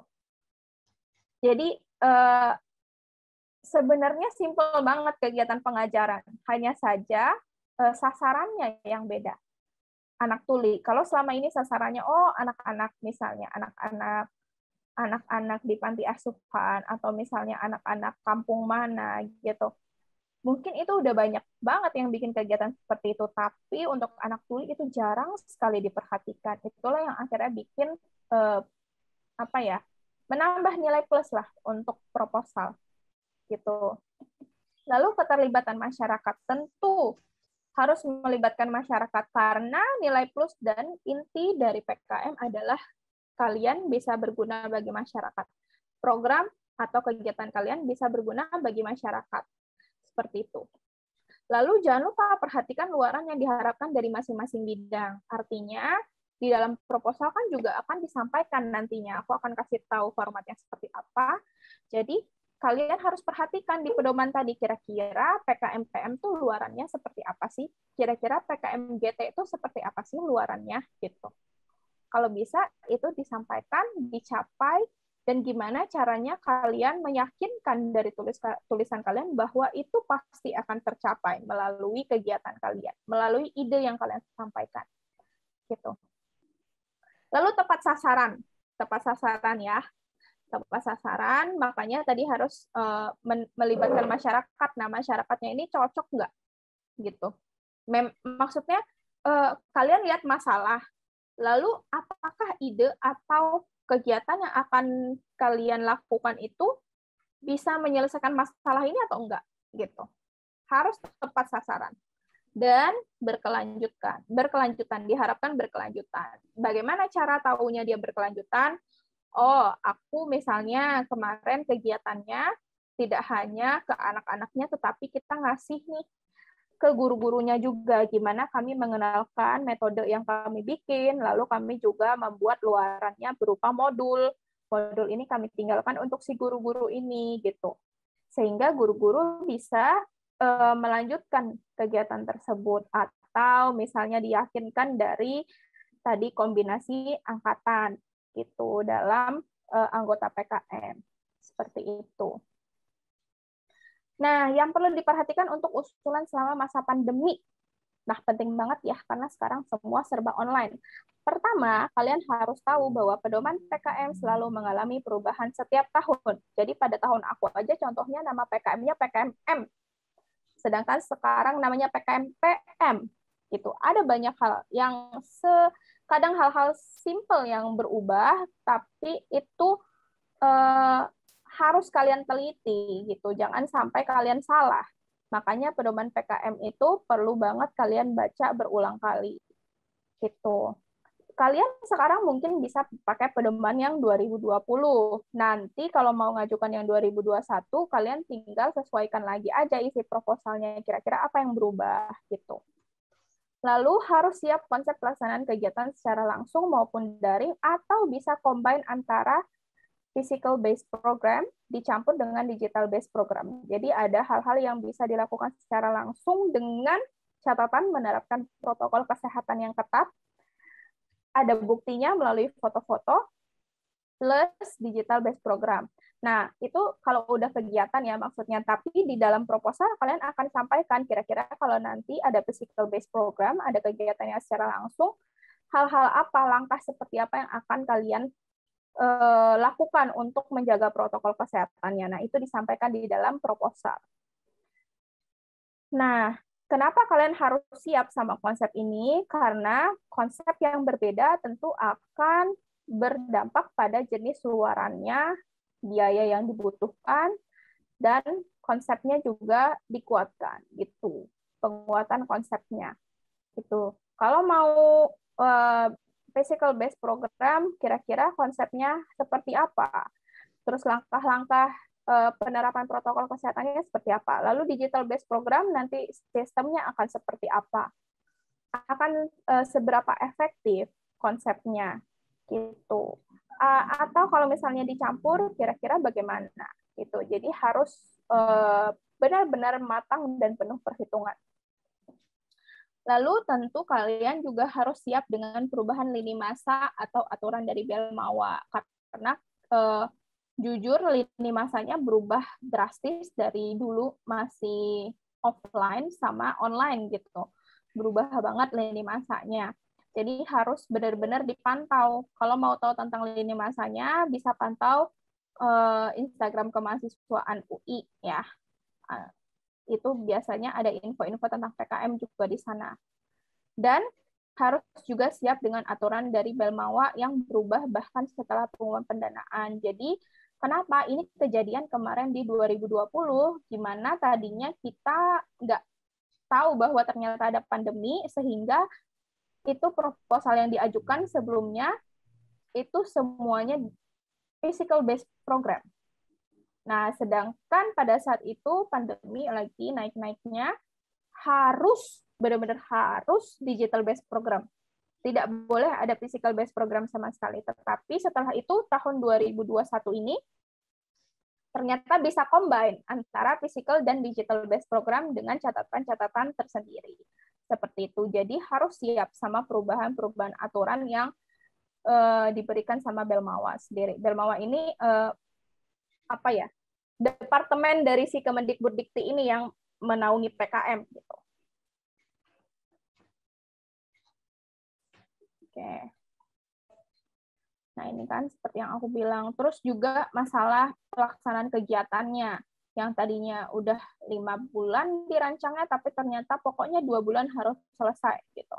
Terus yang tadinya maksimal biayanya bisa ngajuin 12,5 juta, ternyata 5 juta aja karena nggak boleh full physical based program kan, bisa digital based program atau combine gitu. Jadi gimana caranya kalian tadi yang udah ngerancang berapa juta ternyata dipangkas jadi 5 juta doang gitu. Nah, ini kita akhirnya masuk ke sistematika proposal PKM PM dulu ya. Di bab 1, ini kalian bisa lihat ya, di bab 1 itu ada pendahuluan yang isinya ada latar belakang, rumusan masalah, luaran yang diharapkan, serta manfaat si penelitiannya ini. Nah, ini aku kasih catatan-catatan yang nanti bisa kalian baca. Yang jelas, penulisannya ini harus sistematis dalam artian alur berpikir kalian itu harus benar-benar diperhatikan. Itu jangan berantakan lah istilahnya nulisnya, plus penulisannya harus sesuai PUEBI dan KBBI. Nah, ini aku kasih tips untuk rumusan dan luarannya. Rumusan masalah dan luarannya itu kalau bisa berupa poin, sehingga jelas. Karena ada nih yang nulis rumusan masalahnya berupa paragraf, seperti itu. Ya, lalu manfaat penelitiannya itu manfaat-manfaat yang bisa dirasakan bagi masyarakatnya. Itu dapat juga menambah subplan yang mendukung pendahuluan. Itu, dan ini umumnya untuk pendahuluan cukup maksimal 4 halaman lah kira-kira. Bahkan kalau bisa kurang dari 4 halaman. Itu untuk menjelaskan semuanya, karena latar belakang bisa ngambil 1 sampai 1,5 halaman. Nah, ini contohnya ya, penulisan perumusan masalah yang aku bilang poin, terus ada tujuannya, ada luarannya, ada kegunaannya. Kenapa poin? Akan lebih kelihatan jelas gitu sama si reviewer. Oh, ini masalahnya ini. Oh, tujuannya ini. Oh, luarannya mau ini. Oh, kegunaan dari kegiatannya apa gitu. Dan ingat ya, tujuan itu menjawab dari rumusan masalah. Jadi kalau di sini para siswa belum dapat memahami dengan baik bacaan yang mereka baca. Kalau gitu tujuannya adalah para siswa dapat memahami dengan baik bacaan yang mereka baca. Jadi kalau di sini ada 3 poin, di sini pun ada 3 poin. Gitu ya. Nanti bisa kalian baca lagi lebih detail. Terus di bab 2 itu ada gambaran umum masyarakat sasaran. Jadi di sini isinya deskripsi seperti aku tadi kan di SLB kegiatannya. Nah, aku deskripsiin tuh SLB itu ada di mana letaknya, ada berapa muridnya, terus seperti apa sebenarnya mereka sehari-harinya belajarnya, terus bagaimana kami bisa menemukan permasalahan yang ada gitu, permasalahan yang mereka hadapi itu apa sebenarnya gitu. Nah, itu di bab 2 dijelasinnya, dideskripsikan secara detail gitu, dan akan lebih baik jika menyertakan foto saat surveinya, atau mungkin kalau misalnya kalian wawancaranya daring ada foto Zoom meeting-nya seperti itu. Lalu bab 3-nya adalah metode pelaksanaan. Ini sebenarnya sangat umum, jadi metode pelaksanaan adalah gimana caranya kalian bisa melaksanakan kegiatan tersebut, mulai dari observasi, merumuskan masalahnya, mencari solusinya, membuat rancangan kegiatannya, pelaksanaan kegiatannya, hingga ada evaluasi nantinya. Gitu. Jadi menggambarkan tahapan pelaksanaan secara keseluruhan. Gitu. Yang nanti disertakan lini masanya di bab 4. Gitu. Nah, di sini bab 4 isinya adalah biaya dan jadwal kegiatan. Nah, tapi anggaran biaya yang disampaikan di dalam bab 4 ini adalah berupa kesimpulan. Kesimpulan dari poin-poin ini nanti rinciannya akan dituliskan dalam bagian lampiran. Kenapa? Karena maksimal bagian inti proposal itu hanya 10 halaman. Gitu. Nah, ini seperti yang aku bilang, sebenarnya bentuk seperti ini berlaku untuk semua bidang, namun perhatikan format setiap bidang itu pasti berbeda ya untuk poin-poinnya. Terus perhatikan jenis pengeluaran yang dianjurkan dan tidak diperbolehkan. Gitu. Wah, waktunya sedikit lagi. Dan dalam setiap bidang karena berbeda-beda ya. Ini. Dan gunakan batas maksimal. Kalau memangnya pada tahun itu kalian boleh maksimal mengajukan 5 juta, ajukanlah kalau bisa maksimal 5 juta. Gitu. Nah, ini contohnya, nanti kalian bisa lihat sendiri, ini lampirannya yang ada di bagian lampiran. Lalu ada jadwal kegiatan ya, seperti yang aku bilang tadi adalah bentuk dari apa namanya, rencana-rencana dari yang sudah disampaikan di bab 3 tadi gitu. Seperti ini.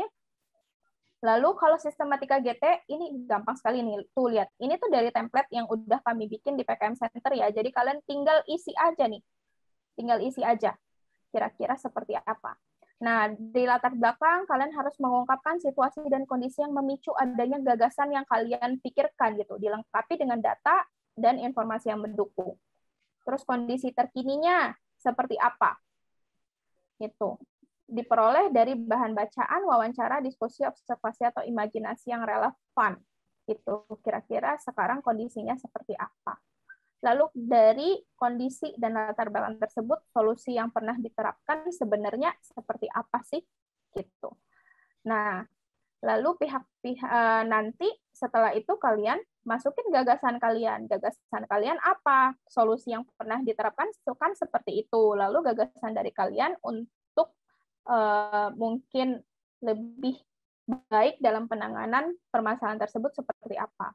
Lalu pihak terkait ini disarankan lembaga-lembaga yang terkait dengan pemerintah. Karena kan tadi udah tujuannya adalah penyelesaian permasalahan atau mendukung permasalahan SDGs atau isu nasional ya. Lalu kesimpulan deh. Nah, semua PKM nanti ada daftar pustaka. Kalau ini kan tadi bab 3 kesimpulan berarti daftar pustakanya di bab 4, sedangkan tadi kan ini udah sampai bab 4. Kalau gitu apa namanya, untuk daftar pustakanya di bab 5 gitu. Formatnya diperhatikan semuanya ada di pedoman PKM ya. Gitu. Ini ada catatan-catatan yang harus kalian perhatikan yang aku kasih tahu di sini. Lalu lampiran. Lampiran ini setiap PKM punya format yang sama untuk hal-hal ini, biodata, anggaran, susunan organisasi, dan surat pernyataan.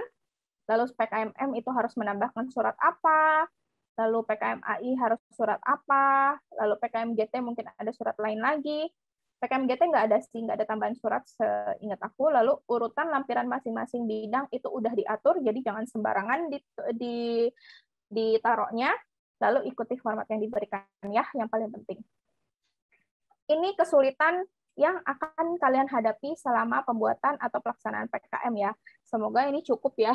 Please, ini sedikit lagi PPT aku. Oke, Kak. Pertama-tama, kalian pasti akan merasakan kejenuhan. Karena menghabiskan waktu banyak untuk meneliti pelaksanaan kegiatan hingga akhirnya nanti PIMNAS ya. Gitu. Tapi gimana caranya kalian sama teman-teman kalian bisa mengatur kegiatan ini semenarik mungkin nantinya, diskusi-diskusinya seperti apa waktu-waktunya, sehingga jangan sampai kalian sendirinya juga jenuh, harus fun gitu melaksanakan kegiatannya. Lalu debat, pastilah namanya kita kerja kelompok di kelas aja pasti ada debat-debatnya sedikit lah ya, debat-debat kecil, namanya juga diskusi kan. Jadi yang paling penting adalah kalian harus saling memahami satu sama lain. Lalu waktu, pasti kalian satu sama yang lainnya punya jadwal yang berbeda-beda. Plus nanti PKM-PM itu harus menyesuaikan waktu sama mitra juga. Jadi kalian harus pandai-pandai mengatur waktu. Ini udah aku wanti-wanti, pasti akan ada kesulitan ini ya nantinya. Jadi gimana caranya kalian bisa nih nanti bekerja sama dengan teman-teman anggota kelompok kalian, plus dana. Nanti walaupun kalian udah dinyatakan sebagai penerima dana, tapi dana itu cairnya nggak langsung hari itu juga, ada proses waktunya juga gitu.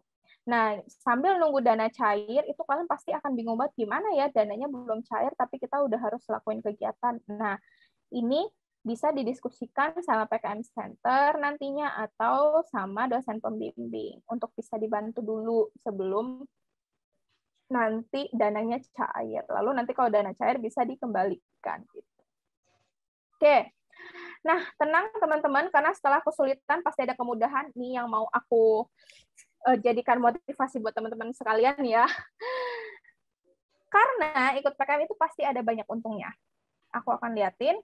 Nah, apa sih untungnya ikut PKM? Pertama, tentu ada nilai pengabdian ya teman-teman, karena ini merupakan penyaluran ilmu kalian, karena penyaluran ilmu untuk berbagai bidang, untuk masyarakat langsung, gitu, dan dalam berbagai aspek.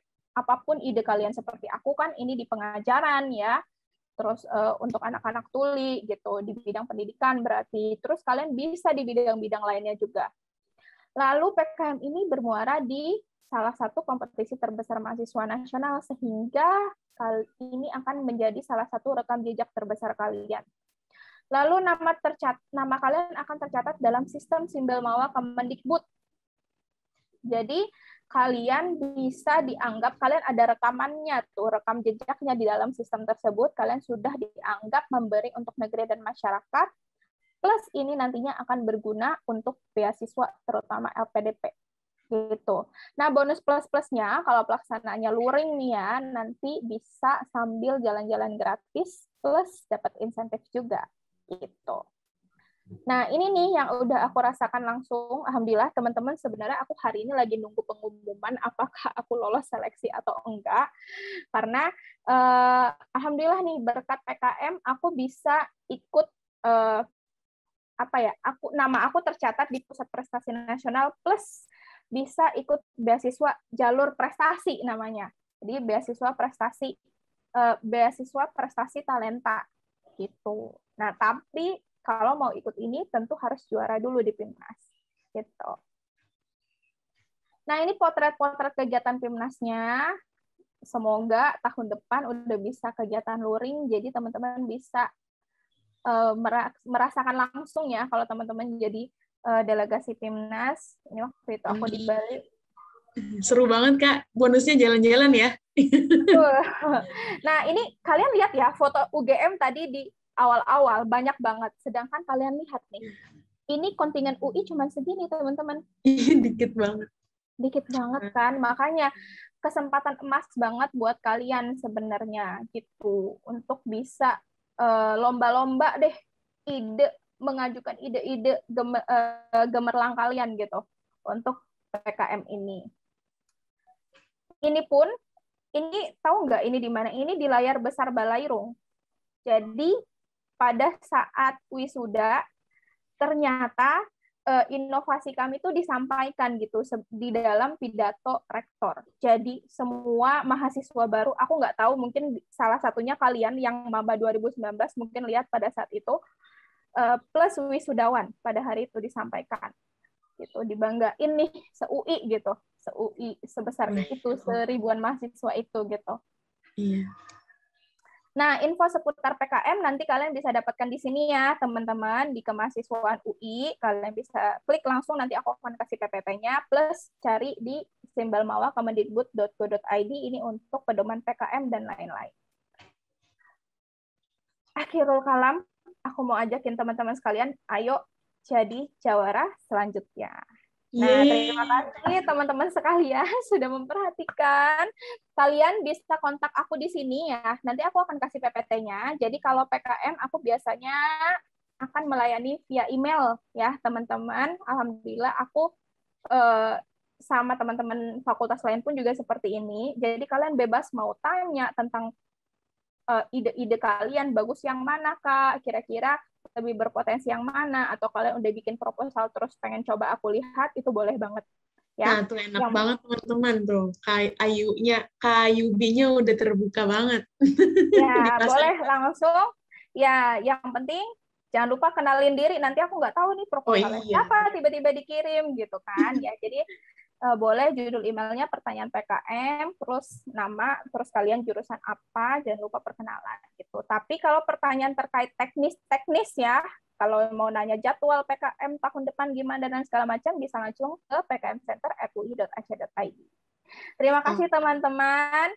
Aku kembalikan ke moderator. Baik, terima kasih Kak Yubi, Masya Allah. Sebuah pemaparan yang luar biasa, sangat baik dan sangat informatif sekali ya. Ada beberapa hal yang aku garis bawahi terkait tadi katanya Kak Yubi tuh jangan lupa untuk selalu memperhatikan format, teman-teman. Selalu dibilang format, dan formatnya. Nah, khususnya yang akan mengikuti ajang perlombaan PKM, PM, dan PKMGT ya.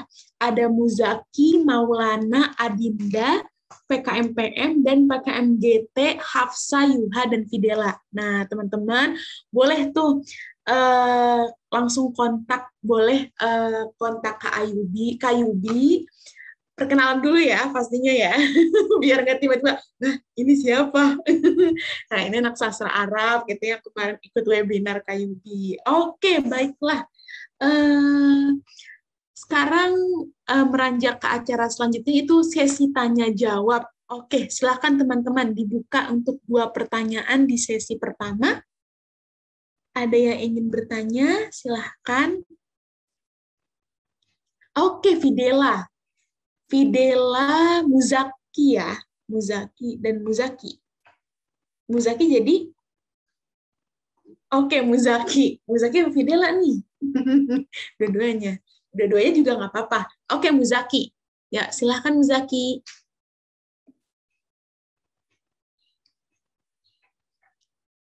Ya, boleh di-unmute dulu, Muzaki. Ya. Plus kalau bisa on cam biar aku lihat di siapa. Nah, benar. Teman-teman, nanti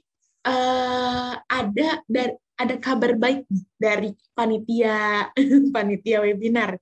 Katanya ada 3 penanya terbaik dan ada hadiahnya. Waduh, mantap banget. Lagi pandemi, PPKM, dapat hadiah. Baik banget Ika, Mbak, memang.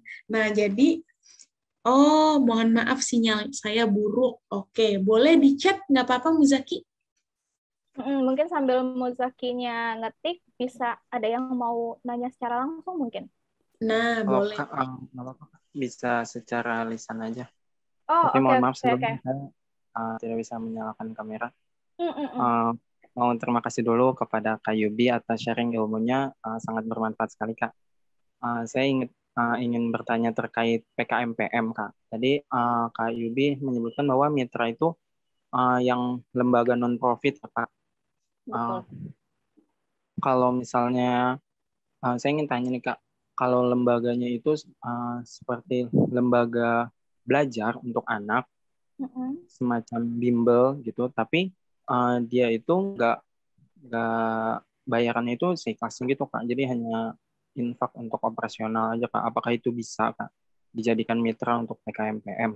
Kemudian Kak, satu lagi, dalam PKMPM setelah kita berdiskusi dengan mitra, kemudian kita menawarkan solusi penyelesaian atas masalah yang ada, bagaimana meyakinkan mitra tersebut gitu Kak terhadap program yang akan kita buat gitu. Sedangkan programnya ini hanya baru berbentuk konsep. Terima kasih Kak. Oke, baik. Terima kasih Muzaki. Mau dijawab dulu atau satu pertanyaan lagi Kak? Langsung jawab dulu kali ya. Boleh. Daripada nanti lupa, biar masih anget nih. Benar. Jadi ya makasih ya Muzaki atas pertanyaannya, benar banget. Jadi gini, kalau yang kamu maksud adalah lembaga bimbel dengan konsep seperti itu, aku rasa itu kayaknya bukan lembaga dalam artian lembaga resmi ya. Gitu.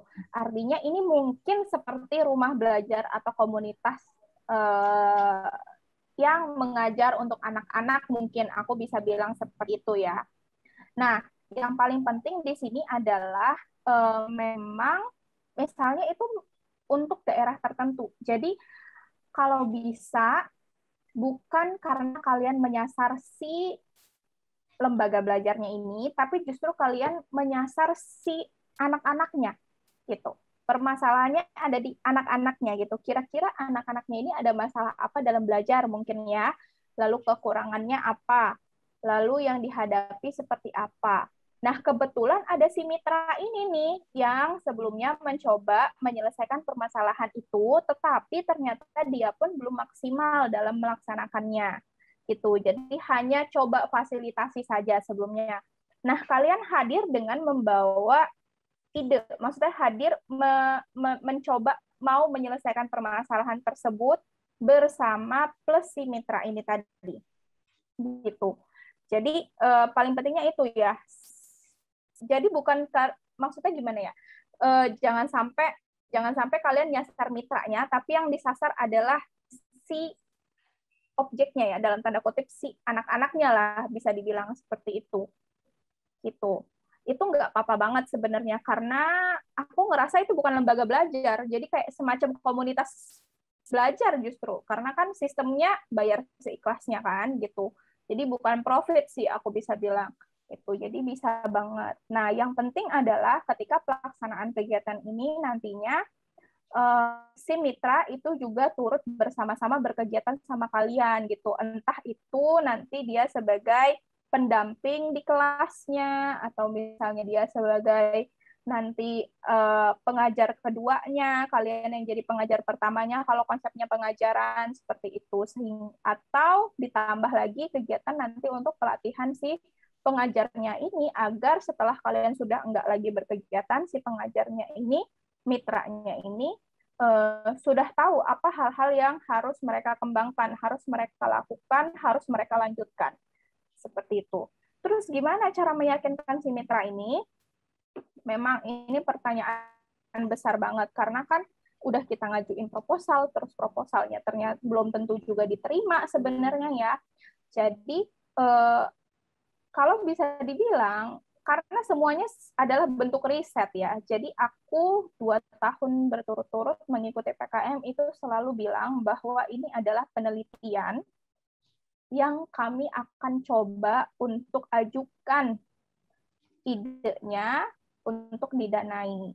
Kalau misalnya memang ini nanti didanai, kami akan bersilaturahmi lagi ke sini. Kita kalau bisa wujudkan benar-benar kegiatannya seperti itu.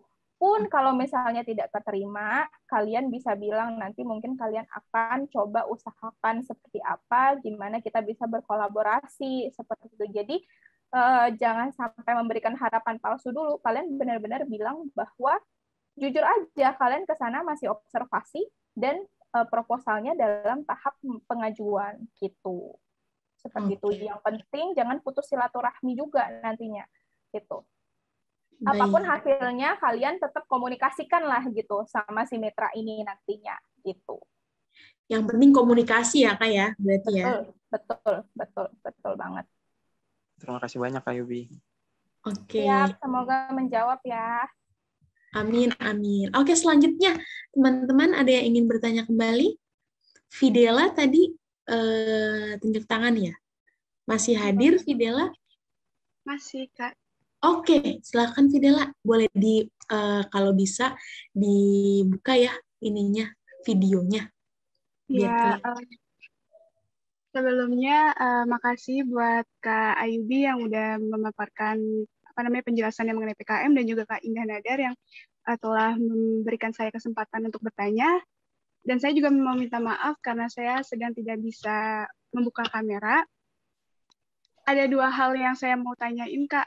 Jadi yang pertama, untuk bagian di proposalnya itu kan di bagian kondisi terkini tadi ada tulisan kalau misalkan isi dari kondisi terkini itu boleh berdasarkan imajinasi yang relevan. Berarti apakah di dalam gagasan tersebut itu kita boleh menggunakan observasi kita yang tidak ada landasan data dari jurnal ataupun artikel ilmiah lainnya, Kak? Terus yang kedua, apakah kan tadi kan katanya kalau misalkan anggota kelompok PKM itu harus kalau bisa itu lintas jurusan atau enggak lintas angkatan. Nah, semisal kelompok PKM itu homogen baik dari angkatan ataupun jurusan, apakah nantinya akan ada kendala jika bisa berlanjut ke tahap selanjutnya? Terima kasih, Kak. Oke, siap. Terima kasih ya, Fidela. Izin ya, Indah, langsung aku jawab ya. Oke, silakan Kak. 2 menit aja ya, Kak, karena waktunya sudah mau habis. Iya nih. Jadi kalau misalnya untuk imajinasi tadi benar ya, sebenarnya bisa berdasarkan observasi kita, tapi yang penting adalah itu bukan cuman angan-angan. Jadi imaji di sini dalam artian adalah benar tadi. Bukan berlandaskan jurnal atau apa, tapi memang berdasarkan pengalaman kalian, bagaimana observasi kalian terhadap permasalahan tersebut, gitu. Terus abis itu kalau misalnya untuk anggota tadi, kalau homogen sebenarnya nggak apa-apa teman-teman. Nggak apa-apa banget dan nggak ada permasalahan sebenarnya, asalkan memang kalian tadi yang penting adalah formatnya benar, terus proposal idenya itu bagus gitu. Jadi sebenarnya nggak ada masalah sih. Itu tadi hanya berupa strategi untuk bisa lebih menambah nilai plus aja gitu. Gitu sih. Semoga menjawab ya, Videla. Kayaknya udah terjawab deh. Udah Iya, aku jawab semua. Iya, betul. Oke, Videla jelas? Jelas, Kak. Terima kasih banyak. Oke, mudah-mudahan kalau misalnya nanti masih ada pertanyaan, mungkin bisa secara personal ke Kak Yubi ya. Tapi tadi perkenalan dulu, mungkin takutnya Kak Yubinya lupa karena Kak Yubi sibuk juga ya, mungkin ya Kak. Ada Karena yang kerjaan. nanya dari berbagai fakultas. Benar, nggak hanya dari nanya sastra Arab doang. Iya, betul. Oke, lanjut. Ini, oh ya teman-teman, sebelumnya aku mau reminder terlebih dahulu. Sudah ada link absensi, silakan diisi. Nah, alhamdulillah nih, ada 35 orang yang masih bertahan. Kak Yubi masih bertahan. Jadi, teman-teman sekalian bisa mendapatkan e-sertifikat. Alhamdulillah. Ya, itu bermanfaat sekali teman-teman sertifikatnya untuk kedepannya nanti mungkin untuk nambah-nambahin di CV atau buat ngelamar kerja atau magang. Wah, bermanfaat sekali. Oke, selanjutnya tadi masuk chat dari Aifa Humaira Akmalia. Silakan dinyalakan videonya dan boleh bertanya. Silakan Aifa. Perkenalan dari angkatan berapa ya? Boleh biar tahu. Assalamualaikum warahmatullahi wabarakatuh. Waalaikumsalam warahmatullahi wabarakatuh. Aifa Humaira Akmalia dari Sastra Arab 2021, jadi emang baru masuk. Wah, Masya Allah, mahasiswa baru ya. Selamat datang Aifa. Oke, silakan. Ingin bertanya ke Kak Ayubi, kalau PKM itu tadi yang aku lihat di slide-nya kan harus sesuai dengan yang kita pelajari di kuliah gitu biar tersalurkan ilmunya.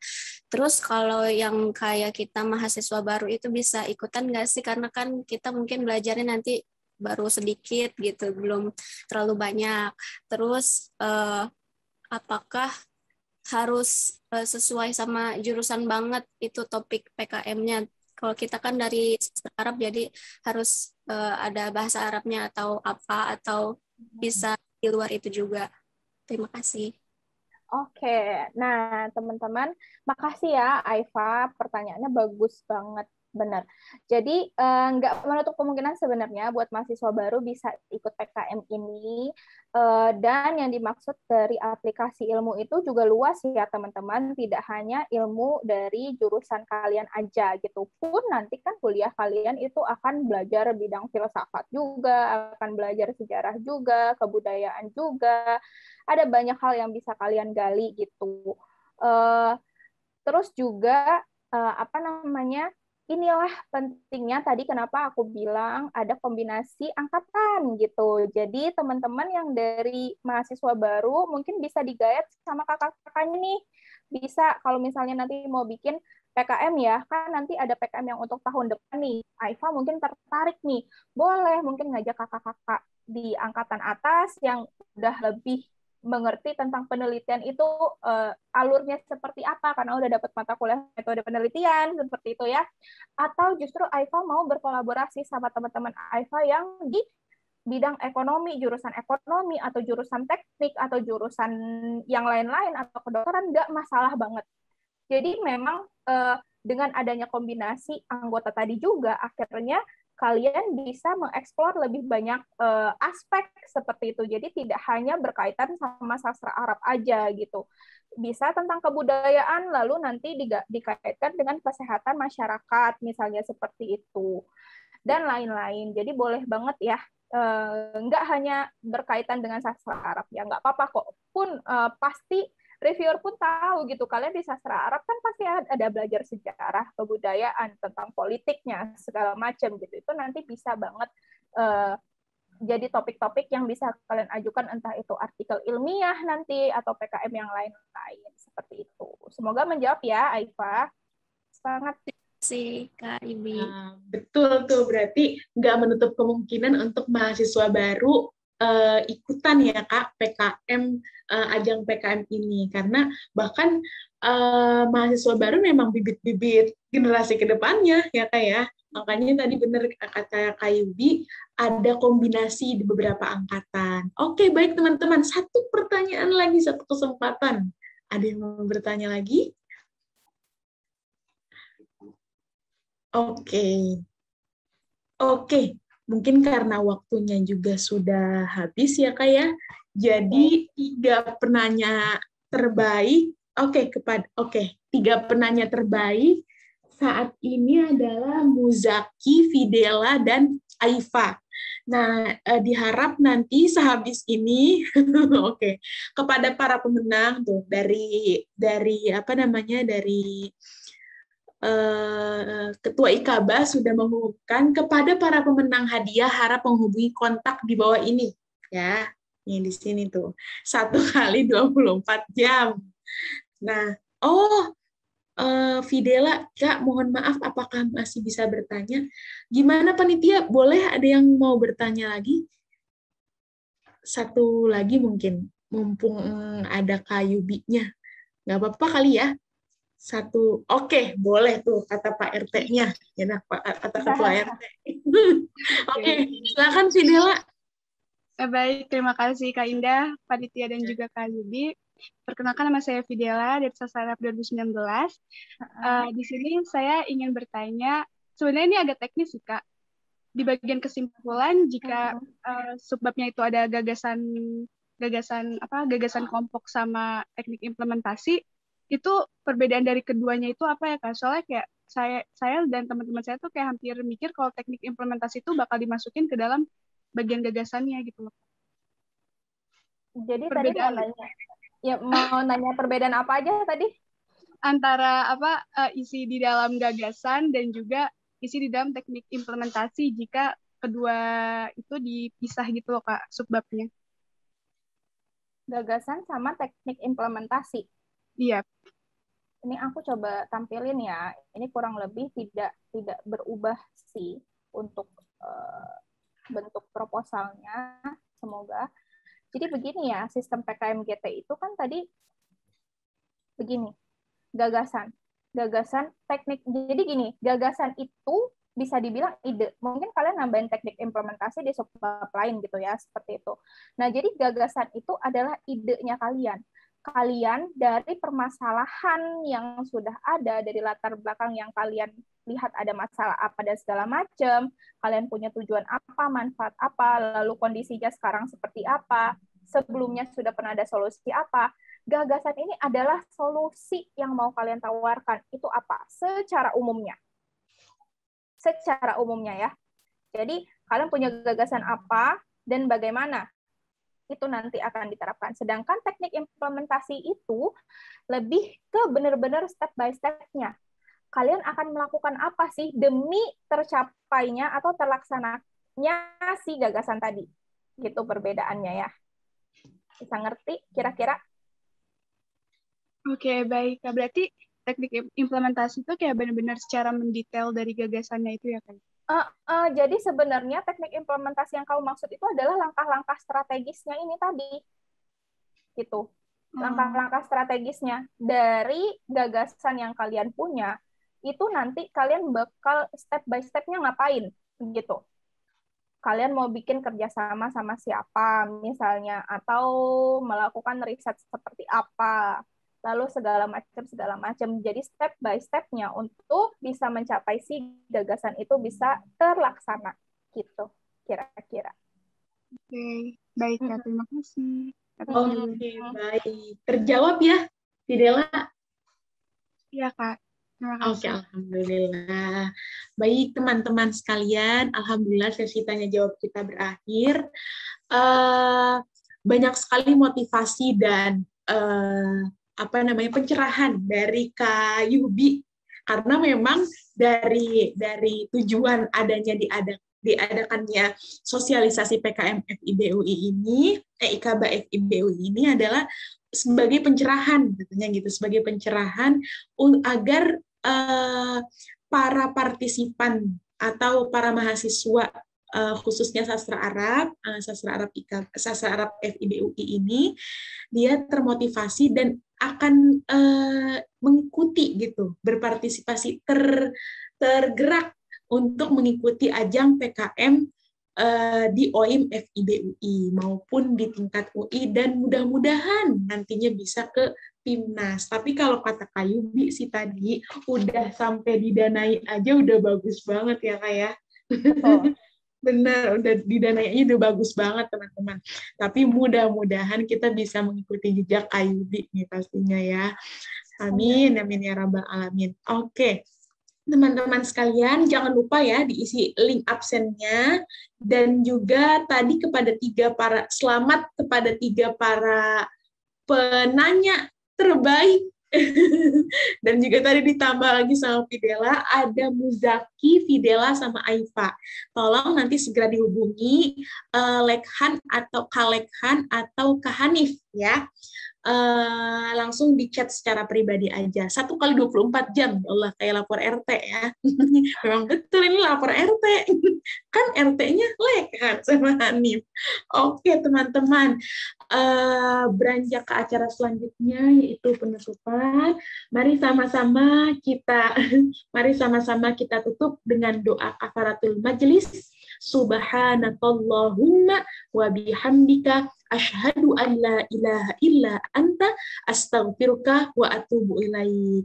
Walhamdulillahirabbil alamin. Teman-teman, saya akhiri, tapi sebelumnya itu saya ingin memberikan sebuah pantun. Nah, boleh ya Kak Yubi ya? Boleh ya? Oke, teman-teman boleh ya? Aku pantun sedikit aja. Nah, nangkep ikan di empang, langsung digoreng bareng udang. Bulan depan peserta PKM berjuang, semoga IKABA jadi pemenang. Amin. Selamat berjuang teman-teman semua. Salam. Assalamualaikum warahmatullahi wabarakatuh. Waalaikumsalam warahmatullahi wabarakatuh. Terima kasih Kak Yubi, teman-teman semua yang sudah. Teman-teman IKABA. Banyak Kak Yubi, Masya Allah. Anda. Lek, makasih. Hanif. Sehat-sehat satu hal. Boleh. Satu hal. Lekan ya, ini nanti untuk PPT-nya aku kirim kemana? Ke WhatsApp Lekan langsung ya? Ya, boleh Kak Yubi, ke aku langsung boleh. Iya, ini peserta hari ini bisa tagih ke Kalekan ya, atau ke panitia ya. PPT-nya boleh nanti diminta ke mereka, karena aku akan kasih. Karena di sana kan kontaknya tadi udah aku taruh. Kalau mau lanjut konsultasi boleh banget. Wah, Masya Allah. Makasih Kak Yubi, bimbingannya, pemaparannya. Siap, semangat ya IKABA. Sampai jumpa lagi. Iya, Assalamualaikum warahmatullahi wabarakatuh. Aku pamit ya. Iya.